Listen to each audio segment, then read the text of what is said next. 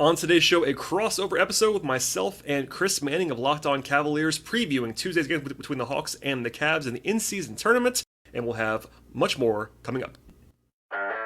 You are Locked On Hawks, your daily Atlanta Hawks podcast, part of the Locked On Podcast Network. Your team every day.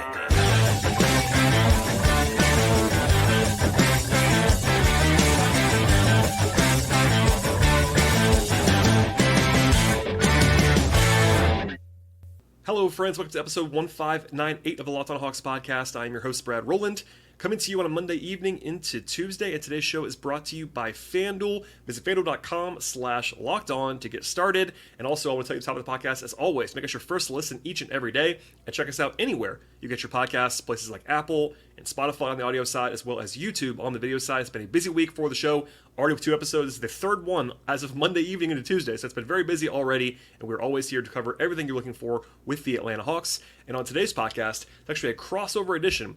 I actually joined forces with Chris Manning of Locked On Cavaliers. He is mostly the host of this show, but we're kind of just jumping across the sphere to talk about the Hawks and the Cavs who face off on Tuesday. So that's really all this podcast is about for the most part. Matchup stuff, injury-wise without Jalen Johnson for Atlanta, and then some in-season tournament discussion at the end of the podcast, all that fun stuff. And Chris is always a good time and a good conversation partner about the NBA and beyond. So with all that said, we'll have a full podcast here with myself and Chris, and we'll have more to come after the game on Tuesday. And with all that out of the way, here we go with myself and Chris Manning talking Hawks and Cavs. Today's episode is brought to you by FanDuel. Make every moment more. Right now, new customers get $150 in bonus bets with a $5 moneyline bet. That's $150 if your team wins. Visit FanDuel.com/LockedOn to get started. I'm Chris Manning. That is Brad Rowland. Brad, go blue.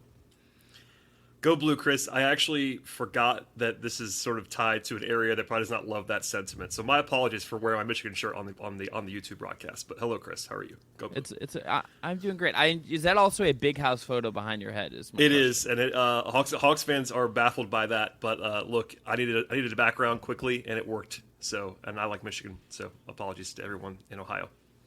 It's okay. There's some Michigan fans here as well. And there you go. As a graduate of the Ohio University, not the Ohio State University, I do sometimes enjoy watching Ohio State fans lose their mind over Ryan Day. But check out Locked On Buckeyes and Locked On Wolverines if that's what you're into. We're here to talk about Cavs Hawks. Brad, to me, the first thing about this matchup that stands out, aside from the in-season tournament part of it, which we'll talk about that later, I think the battle that excites me about this game is Cleveland's defense, which has improved of late, but on the year hasn't been exactly where it was last year, versus Atlanta's offense, which this side of the Indiana Pacers has been statistically has been the best offense in the league. It's been awesome. So if I ask you, what has been the catalyst of Atlanta's offense being as good as it is? Yeah, I mean, this is a team, number one, that's built on offense. Like they, much as you would expect a team that's scoring the way they are, this is a roster built for offense. When your best player is Trae Young, when your system is built around Quinn Snyder, that's kind of the basis of everything that they do in Atlanta. And, they're taking I guess the difference is probably between last year and this year, when they were still pretty good last year on offense, is that now it's Quinn Snyder ball on top of the talent that they have with Trae and DeJounte initiating. They're not taking more threes and less mid-rangers, and it looks like a modern offense when it kind of didn't a year ago under Nate McMillan. So that's kind of the simple version, but I think it really does come down to they're playing a lot of personnel that leans to offense. They have some interesting shooters. They have, again, Trae Young, who's playing really well the last couple of games in particular, and defensively they're not as good as you might imagine, but they can score. They know their identity. While Snyder wants to preach defense, because every coach does, I think deep down in the recesses of his mind, he knows this is an offense-first team, and they kind of have to be this good on offense, and they have been pretty good on offense so far. I am blown away by the offense. Quinn Snyder is a favorite of mine in terms of how he coaches, the way he wants to play offense.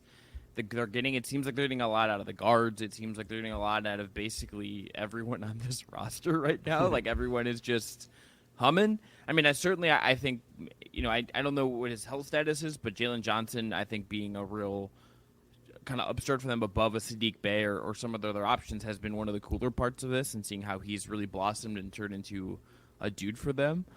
But what aside from Trae, who is, you look at the assist percentage, you look at the assisted usage ratio, you look at his numbers, he's having a pretty monster year. Who has been the standout to you as far as the offensive side of the ball for Atlanta? Yeah, I mean, I'm glad you mentioned Jalen Johnson, who's not going to play on Tuesday, unfortunately. He's got this wrist injury. He's going to be out for a few weeks, but he's having a breakout, which is nice to see. Of course, it's sort of separate from the matchup that we're talking about now on Tuesday. He would have been high on the list, but also DeJounte Murray's been really cool the last week or so, but he had a really hot start to the season. And I think it's kind of been interesting because he started out really hot and Trey did not, and now they've kind of changed. And now Trey's kind of found his voice and found his game, and as far as the shooting is perspective, because his passing and playmaking is always there. But when it comes to him knocking down shots, whereas DeJounte's gone a little bit cold. But having two guys who can do that, similar in some ways to what the Cavs have, having two smaller guards who can get their offense and also distribute individually. I think those would be the two guys you have to circle on offense. Besides Trey, would be Jalen, who's not playing, and DeJounte, but also a guy that I have to at least say the name of is Bogdan Bogdanović, who I've always said the Hawks are their best when he's good and healthy. Mm-hmm. And I think healthy is the big thing there with Bogdan. He's had some knee issues in the past, but knock on wood, he looks great physically right now. And he's a bomber. Like he's one of the guys in the league, even I think probably is underrated. In fact, I know he's underrated nationally of like just how good of a shooter he is and how willing of a shooter he is. He will bomb. He's not only a catch and shoot guy. He can score off the dribble, and I think he unlocks them offensively in a way that gets underplayed. It's still Trey's team and DeJounte after that, but I think Bogey, particularly on offense, does a lot for them, and teams have to account for all the stuff he can do off the ball in particular. So when you look at Cleveland's defense, to me, it starts obviously with the bigs. It starts with Allen and Mobley. Brad, when you look at what teams have done to stop Atlanta, what has worked to whatever degree you can say it's worked, considering the numbers are outrageous efficiency-wise? Yeah, I would say that at times it has worked when teams get hyper-aggressive to take the ball out of Trey's hands. There are mixed results on that, to be honest. The Hawks have gotten better and better at that, as sort of combating it the last couple of years. But on the wrong night for Atlanta, if you're blitzing Trey and doubling him everywhere and just basically playing the no Trey Young defense, it can be effective, especially now because of Jalen Johnson not being there. They're kind of at a shortage of passers and playmakers other than Trey. Johnson can kind of do that, but Jalen Johnson was doing a lot of that for them. And look, fundamentally, a team that is as reliant as they are on Trey is going to not be at the same level if he's not as big of a part of the offense. That's kind of a very simple way to put it, but that has worked against them at different times. I don't know if Cleveland's going to do that necessarily, but I think without Jalen, it actually would be a better time to even do that. The problem is, of course, for defenses is that the Hawks have enough shooting in some of these lineups where you can't just leave Bogdanović or Bey or some of these guys open because they're going to kill you with three. So I know Cleveland's always great at preventing corner threes. I saw that on their stat sheet the last couple of years. They've all been great at that. That's an area I'm circling in this game. Can the Hawks create corner threes, and can Cleveland stop them? But the other thing I would say is like the Hawks have turned the ball over more this year than they have in the previous 2 years, which does make sense actually when you kind of take a half step further down on what they're doing. They're playing more egalitarian. It's not just high pick and roll with Trey every play like it had been. Not every play, you know what I mean? Like it was a lot of volume of that. And when other guys touch the ball, when there's more player movement, when there's more ball movement, generally speaking, turnovers kind of inherently go up. And that's really the only area on the stat sheet that you can kind of find where the Hawks have been worse this year on offense. So if you can get them sped up a little bit, again, without Jalen in the lineup, they don't have as many ball handlers, as many facilitators, as many playmakers and decision makers, really, for me. That's an area where I'm a little bit concerned without Johnson, and that also applies to Tuesday. What interests you about Cleveland? We're gonna have a guard conversation in segment 2 because how can you not? But what to you interests you about Cleveland as far as this matchup goes? Yeah, I mean the big thing is, like you said, broadly speaking, the way that they'll be able to guard Atlanta. I was digging a little bit to the numbers before we started talking about, Cleveland's kind of uneven start. I know a lot of that's injury based, but like you mentioned at the very top of this conversation, like how they've been playing a little bit better recently, and they are now closer to full strength, it appears. Like, especially the big four, big five are all going to be there in this game. But, what interests me is basically, are they going to play any differently against Atlanta than they do typically? Because it seems to me like these are two teams that kind of do what they do in some ways, and that can be interesting when they kind of clash. They played the preseason too. I'm sure you remember that game. It was not the most high intensity game in the world, but there was a little bit of a window. It's like 6 weeks ago when they actually played. I'm really just curious to see how they guard, especially because of the fact that the Hawks are going to be playing small. Like the Cavs play these two big lineups, and the Hawks kind of have to play small right now. They don't have what I would describe as a natural power forward on their available roster tomorrow. So it's very interesting. Like, the Hawks are going to play one big all the time. Maybe they occasionally go with two bigs with a Kongwu, but like, it's one team is much bigger than the other, and I wonder how much that's going to come into play. Coming up next, let's get into the guards. And specifically, I want to talk about how teams defend Trae Young, how teams are going to defend Cleveland, and what options these two teams had in this matchup. We'll talk about that up next.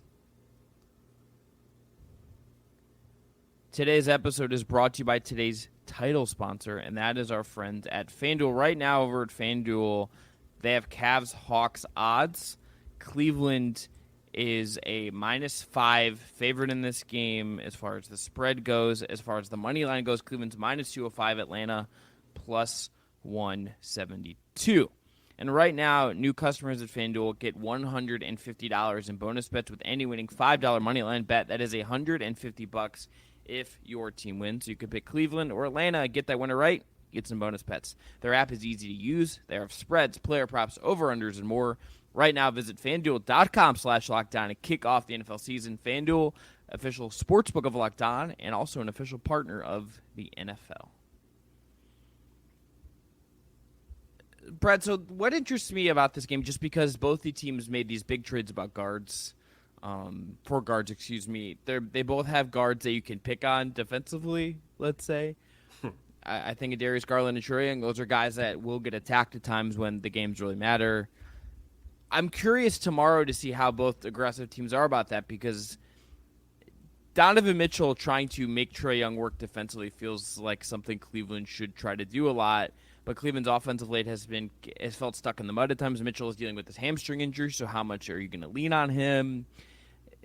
And then on the flip side, this is one of those games where how Cleveland defends the guards is going to be really interesting, because Max Strus is probably the guy they're going to throw on Trae to start.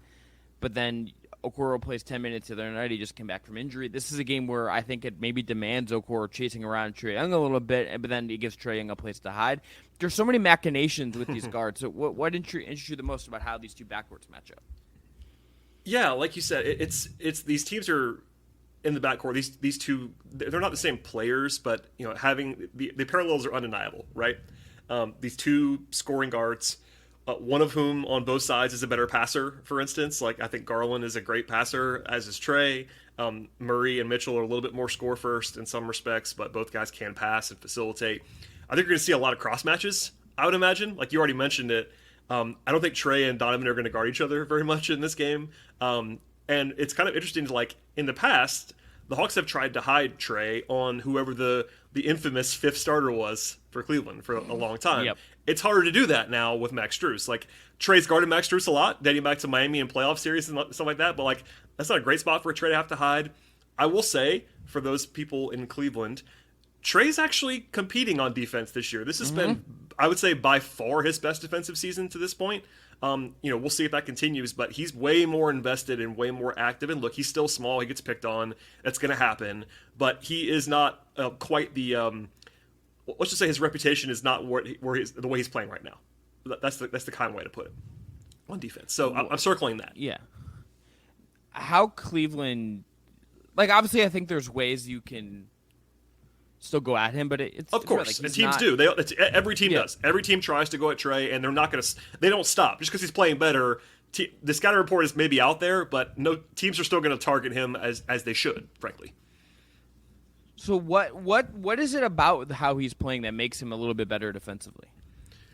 I think more honestly, the big thing. This is very broad on purpose, and I'll sort of dive down further. Is that he is more attentive and more engaged. I think for whatever reason, Snyder and his messaging has gotten through to Trae. Like, hey Trae, we just need you to be engaged. We know what your limitations are, and we know that we're going to have to cover for you. That's just the way that the game works, and I'm sure it happens at Cleveland too with Donovan and Darius on different nights. And you can't expect those guys to play great defense every night, but just using what his tools actually are. Like, he's become a really good dig guy, for instance. Like, he's got good hands. He's very smart. Trae Young, underrated. Like, he's a very, very, very smart basketball player. And when you use that on defense, you can get deflections and you can kind of just be a pest, is the way I would say. Like, he's still going to be physically limited, but he'll draw a charge every once in a while. He'll get his hands in there. He'll make the right rotation. And yeah, certain matchups, if he's one-on-one against Donovan Mitchell, that's not going to go well for the Hawks. It's just not. but on certain nights he'll bow up every once in a while. So I think it's the big thing is engagement, but also I think he's just like playing to his strengths more, and the Hawks are playing a style broadly beyond Trey that's like a little bit more fitting of that. They're playing less drop. Trey's worst characteristic probably is he can't get around a screen. He just dies on screens. But the Hawks are playing more blitz coverage. They're playing less drop, and that takes the heat off of not just Trey but also DeJounte and others at the point of attack. So we'll see if they do that in this game. But I think that's it's kind of a combination of him trying harder in a simple term, and also the Hawks kind of scheming not only around him but kind of around their entire roster. What to you on the flip side interests you about the Cleveland backcourt as it exists right now? How you think about it? What challenges that can show up in this game? What pops to you on the inverse here? Yeah, I think that the Hawks still, above all, honestly, have a weakness when it comes to their perimeter defense. That, for me, I screamed that last year all year long, that was their biggest weakness. It still probably is now. And when you're facing a team that has these two dynamic guards, you have to have someone guard these guys. And that's very simple on purpose. But if you don't want to have Trey guard either one of them, DeJounte, I'm assuming, was going to have the first crack at Donovan in this game, if I had to guess. But they kind of wanted DeAndre Hunter to be more of a big wing defender, whereas like Cleveland doesn't really have a big wing to defend like that. So maybe we'll see him more on a guard. They don't really want to do that, and the Hawks don't have great defensive talent. And you want to make other guys beat you similarly to the way that teams defend the Hawks. Like you don't want to let Donovan beat you, I don't think. But I think at some point in this game they're going to have to rely on DeJounte to guard one of them, and hopefully game plan around the other one. And it's tough because the Hawks just don't have great personnel to do that. I think you're going to probably have to see Trey guard Darius Garland for portions of this game. That's going to happen, and if he can hold up there, that makes life easier. And again, I'm actually really curious to see if the Hawks play bigger in this game, and by bigger I mean Okongwu at the 4 next to Capella. They've not done that really at all, but with Johnson out, this is a prime matchup to try that against the Mobley-Allen backcourt. So like that's what I'm circling. But as far as like how to handle these guards, at a certain point, you can't handle them. But the Hawks are going to be playing a different way this year than I think Cavs fans might remember them playing in the past. It was a lot of drop, and now they're playing a lot more at the level of the screen, which has pros and cons, but I think that's the biggest change. The one thing that I would say that makes me curious about how much we could see Okongwu and Capella together is that Cleveland of late, in this extends beyond the guards, is getting really good connectivity between Mobley and Allen on the offensive end. Mm-hmm. You will watch these games now, and one of them is getting the ball in the short roll, and then the other one is in the dunker spot, and they're getting teams 2, 3, 4 times a game, which doesn't sound like a lot, but it adds up. Like that adds up, and sometimes that's all you need for one set to work that many times. And they're getting one of those guys at clean dunk, and it's usually wide open, and it's emphatic, and it feels like a moment. I think it's something that it partially exists, Brad, when teams do go a little bit smaller on them, when teams don't have another big.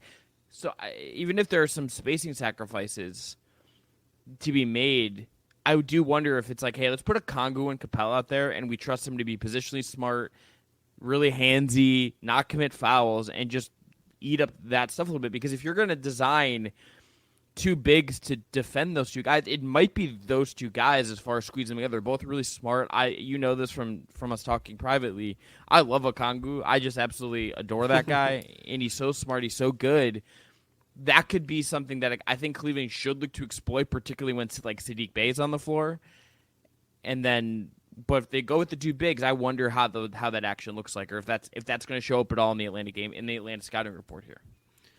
Yeah, not to make it too Hawks deep dive specific, but the Hawks really have a stark lack of options defensively at the 3 and really the 4 spot right now with Jalen out of action. They played all 48 minutes on Sunday, I should say, with either DeAndre Hunter or Saddiq Bey on the court, because they're really their only two power forwards. And DeAndre Hunter's mostly been a 3 in his career. He can play a little bit at the 4. Saddiq Bey has, let's just say, broad defensive weaknesses. He's not a very good defender on the whole. So, and look, the Hawks have not shown really a lot of willingness to play Okongwu at the 4.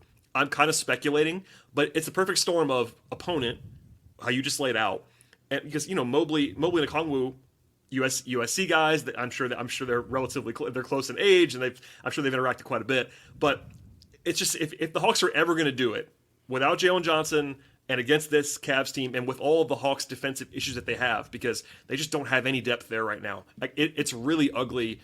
Like Hunter sat, I think he played 40 minutes on a back-to-back on Sunday. That's the kind of thing, like, they know it too. They don't want to take him off the court. Not that he's a stopper either. Hunter's a pretty good defender, but he's not a game changer. But if he's off the court, you're talking about Bogdanovich and Sadiq Bey together, or, that kind of, those are ugly options defensively. So I think that if I had to guess, this is the spot to try it. And maybe it'll be 10 minutes, maybe it'll be 4 minutes, maybe it'll be 0 minutes. I don't know. But I'd be intrigued by it because they're kind of, again, much like the guards are, to bring this thing full circle, that Okongwu-Capella partnership is, it's fairly similar to what Mobley and Allen could be if the Hawks did that more often, because they haven't done it. The Cavs do it all the time. They haven't done that on the Hawks side, and I get why. Offensively, it's pretty limiting when you have those two guys, but I'd be very, very interested to see a lineup, or at least a stretch with Trey, DeJounte, Okongwu, and Allen. Okongwu and Capella out there against Darius, Donovan, Mobley, and Allen, just to kind of see it for once. I personally would like to see it as well, just for my own fun. Fun. Injury reports for this game. Kobe Buffkin out for Atlanta. Mohamed Gueye is out for Atlanta. I totally butchered the name. I apologize. Jalen Johnson out for Atlanta. And thank you, Brad. Seth Lundy and Miles Norris out on two-ways for Atlanta as well. For Cleveland, Ty Jerome still out with an ankle issue. Isaiah Mobley out on the two-way. Ricky Rubio not with the team, obviously, and Dean Wade remains out with a right ankle sprain. Donovan Mitchell not listed with the hamstring. No Darius Garland listed with his neck issue. So aside from Jalen Johnson, and you could throw Dean Wade in there, I guess. Both these teams are coming in fairly healthy. All right, one more break, come back. Let's talk about the in-season tournament. It's likely coming to an end for both of these teams. Was it good? We'll talk about it. Today's episode is brought to you by our friends at PrizePicks, which is the number one DFS platform in North America. That's pretty darn cool. They are the easiest and most exciting way to play DFS. It's just you versus the numbers. Pick more or less than on 2 to 6 stat projections and watch those winnings roll in. With the basketball season here, you can now pick combo projections across football and basketball from the Specials League. That's a league created specifically for combo projections that include 2 or more players from different sports or leagues. For example, LeBron James and Travis Kelce at a 10.5 combo of 3-pointers made and receptions is a thing you can do. Go to prizepicks.com/LockedOnNBA and use our code LockedOnNBA for a first deposit match up to $100.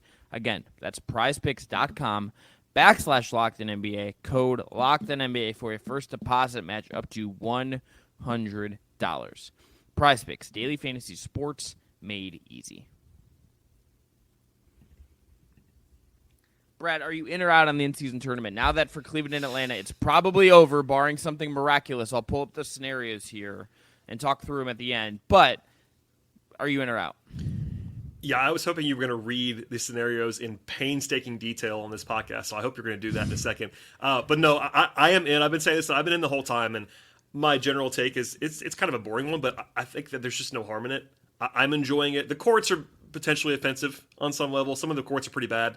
The Hawks court's been pretty good. It's actually this light blue that they it was not too bothersome to the eye. But yeah, no, I like the end-season tournament. I don't think it's going to change anybody's life in year one, but I think secretly, I don't know if you've heard this feedback, it feels like teams kind of care. I mean, I'm not saying they care like it's a playoff series, but it seems like at least the teams that I've interacted with, I've talked to the people about the Hawks and some of the other teams around the league, let's just say, teams seem to care. Players, coaches.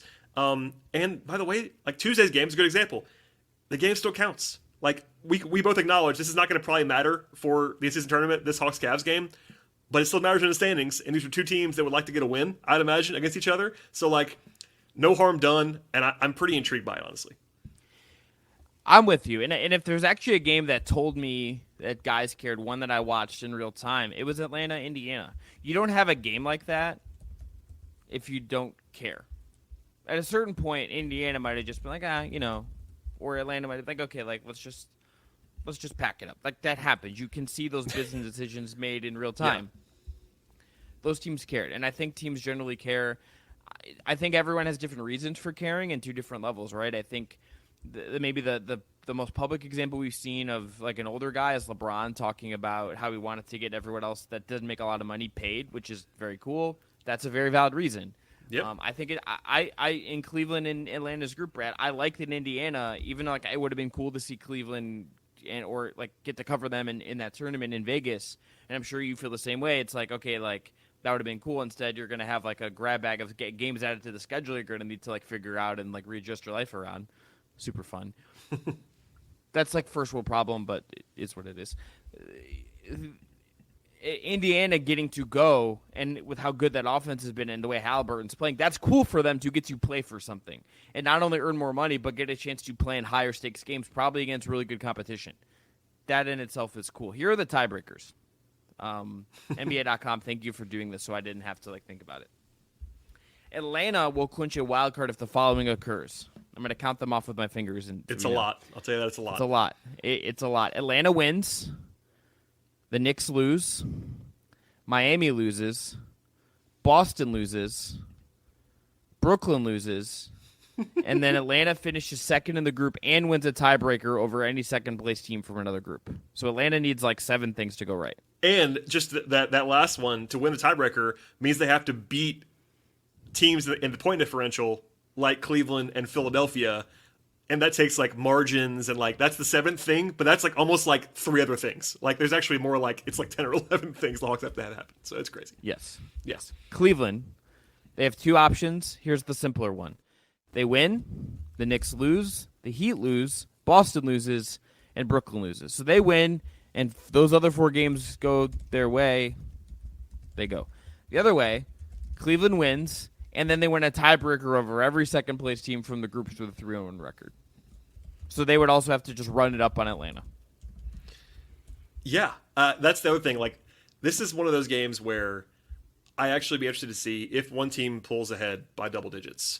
Like, there's been some consternation on all sides of this about how much teams should try to keep scoring.